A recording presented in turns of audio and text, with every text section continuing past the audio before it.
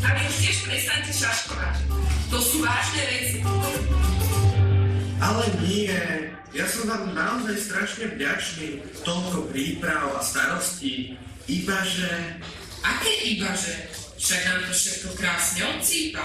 Už sme urobili chalanskú rozlučku so Slobodou, ticho tu bude, máme za sebou aj priezvedy, no a napokon sa nám hádam podarí poriešiť aj správanie družičiek.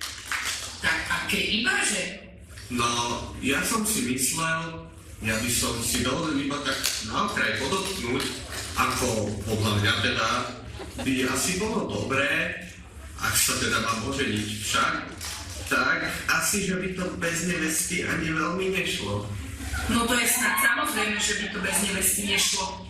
No počkaj, nechceš nám tu hádam naznačiť, že sa tu ideme zodrať s prípravou tvojej svadby a ty ešte nemáš ani nevestu? A čo si robil doteraz? No, naháňal zlodejov koní, zatýkal sprostých vrahov, ukludňoval bitkárov, umravňoval neprávne ženy a toho papierovania okolo toho, no to si ani neviete predstaviť. Však som nemal na nič iné čas. Ale, no, to je zaujímavé.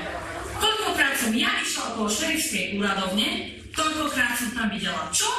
No nášho prepracovaného šerifa, vyvaleného v hojdacom kresle ako kuká po babách. Ako kuká po babách? To som predsa sledoval, či niekde netreba pohotovo zasiahnuť.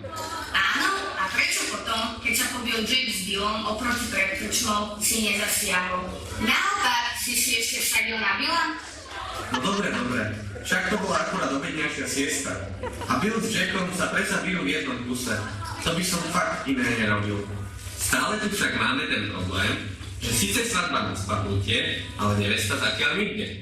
No dobre, ale to je jediná vec, ktorou ti naozaj nemôžeme pomôcť. Svoju nevestu si každý musí nájsť sám. No a hľadal si? Ale hľadal a zopár som ich už aj našiel. Ale vždy sa po chvíli ukázalo, že to nie je ono.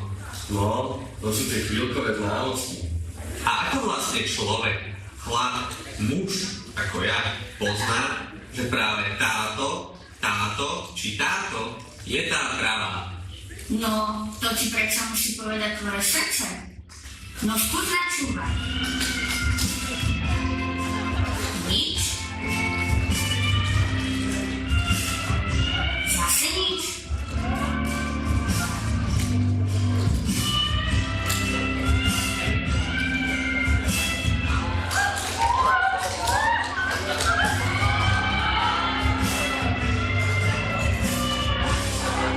No, a toto čo sa tu zase deje?